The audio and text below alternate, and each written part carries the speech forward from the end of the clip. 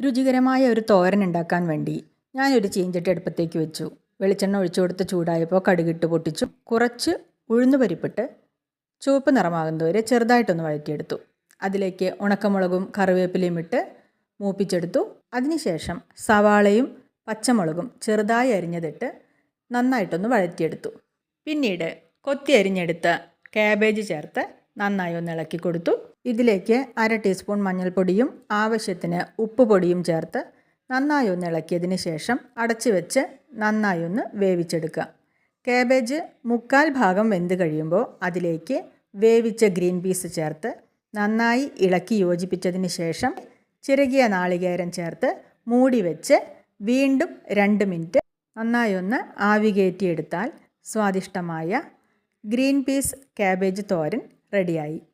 Full video ചാനലിലുണ്ട്. ഇഷ്ടമായാൽ like, share, subscribe.